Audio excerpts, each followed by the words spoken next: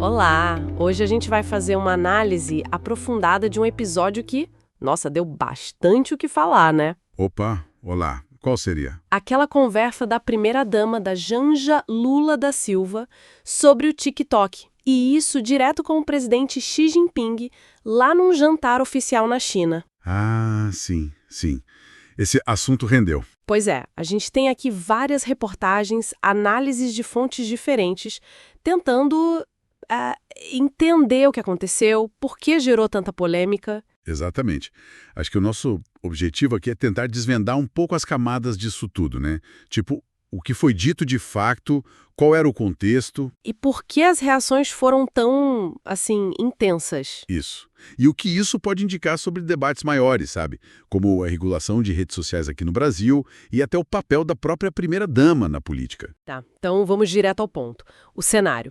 Jantar em Pequim. Comitiva brasileira, o líder chinês Xi Jinping. Um evento super formal. Protocolo altíssimo. E aí, no meio disso, a Janja aborda o Xi Jinping para falar de TikTok.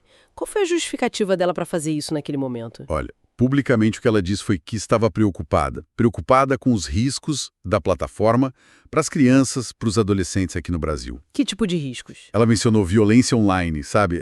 Aliciamento, bullying, conteúdo que não é apropriado, essas coisas. E falou da importância de responsabilizar as plataformas. Foi aí que ela soltou aquela frase que ficou marcada, né? Algo como, não tem protocolo que me faça calar quando o assunto é proteger os jovens. Essa frase é forte. Não há protocolo que me faça calar. Imagino que aí já começou boa parte das críticas, certo? Ainda mais no ambiente diplomático como o chinês, que é tão formal. Sem dúvida. A crítica principal foi essa mesmo. Quebra de protocolo.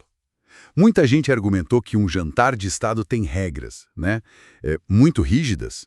E a China, especialmente, é conhecida por um cerimonial muito específico. E também questionaram a posição dela para fazer isso, né? Exato. Levantaram o ponto de que a Janja não tem um cargo oficial, elitivo, que, digamos, autorizasse a puxar esse tipo de conversa diplomática. Algumas fontes chegaram a dizer que pareceu falta de tato ou até má educação na visão de alguns. Mas as críticas ficaram só no protocolo ou foram mais fundo? Porque geralmente nessas polêmicas tem mais coisa envolvida. Ah, foram bem mais fundos, sim. Teve fonte apontando uma suposta contradição, sabe? Como assim? Tipo, ao mesmo tempo que ela defende regular as redes, o que, para alguns críticos, poderia acabar limitando vozes, ela diz que a voz dela não vai ser calada. Isso deu gás para o debate sobre qual era a real motivação por trás. E qual seria essa outra motivação, segundo essas análises? Aí que entra a especulação mais política. Algumas análises levantaram a hipótese, sabe, de que talvez a preocupação principal não fosse só a proteção infantil, Mas sim uma questão ligada à percepção de que o algoritmo do TikTok estaria, talvez, favorecendo o conteúdo de direita aqui no Brasil. Então a dúvida que ficou no ar foi, o objetivo era proteger mesmo ou era, de alguma forma, neutralizar uma plataforma vista como talvez hostil ao governo? entendi. E isso, pelo que li nas fontes, parece que gerou um certo ruído interno também, né? Dentro do próprio governo. Sim, sim. Há relatos de desconforto.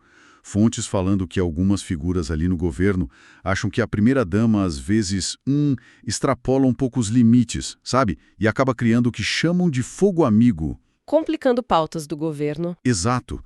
Complicando agendas importantes com intervenções que talvez não fossem tão coordenadas com o resto da equipe. E diante dessa repercussão toda, como é que o governo reagiu oficialmente?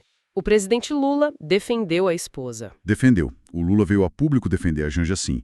Ele disse que, na verdade, foi ele quem começou a conversa sobre regulação digital com o Xi Jinping e que ele pediu ajuda à China. Ah, então ele iniciou o assunto? Segundo ele, sim. E que a Janja só complementou trazendo a realidade específica do Brasil. Ele até enfatizou que ela entende mais de rede digital do que ele e que ela não deveria ser vista como cidadã de segunda classe. Interessante. E ele também reclamou do vazamento, né? Pois é. O Lula se mostrou bem incomodado que essa conversa, que deveria ser confidencial, acabou vazando para a imprensa. E esse pedido de ajuda para a China, como foi isso exatamente? Porque pedir ajuda justo para a China com todo o histórico deles de controle da internet, isso chama atenção. Com certeza. Esse é outro ponto bem delicado da história. O Lula confirmou que perguntou para o Xi Jinping se a China poderia, enviar um especialista ou alguém de confiança deles para o Brasil. Para quê? Para discutir essa questão digital, mencionando o TikTok especificamente. E isso, claro, acendeu vários alertas por aqui. Por quê? Qual o problema? Basicamente pelo histórico chinês que você mencionou. A China tem o Grande Firewall, um dos sistemas de controle e censura de internet mais eficientes, digamos assim, do mundo. Então, a ideia de buscar inspiração ou ajuda técnica justamente nesse modelo para aplicar aqui no Brasil é vista como muito problemática por várias fontes. Levanta receios sobre liberdade de expressão, vigilância, essas coisas. Que entendi. E voltando um pouco para a figura da primeira-dama, as fontes falam sobre machismo nas críticas ou é mais uma questão da atuação dela mesmo? Olha, as duas coisas aparecem sim. Algumas análises levantam essa questão do machismo, da misoginia, perguntam se um primeiro cavalheiro, um homem na mesma posição, receberia o mesmo tipo de crítica. É um ponto válido a se pensar. Com certeza. Mas, ao mesmo tempo, essas mesmas análises costumam dizer que existem críticas pertinentes, sabe? Sobre a forma como ela tem ocupado esse espaço, indo talvez além do papel mais tradicional e entrando em assuntos de Estado. E não é a primeira vez que ela gera polêmica, né? Não mesmo. A gente lembra daquela história dos móveis do Alvorada, dos comentários sobre o Elon Musk.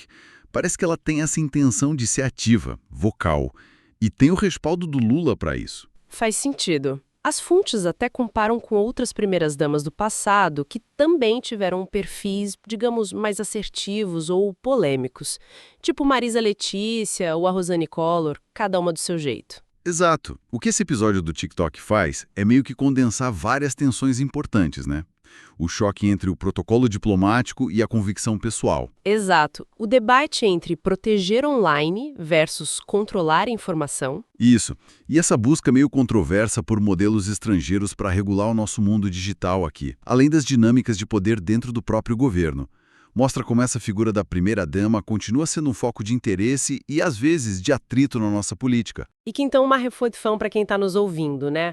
Até onde vai o papel, a influência de uma primeira-dama hoje em dia? Como é que se equilibra a agência pessoal, a representação que o cargo tem e as regras escritas ou não da política e da diplomacia nesse mundo super conectado, onde tudo vira notícia tão rápido?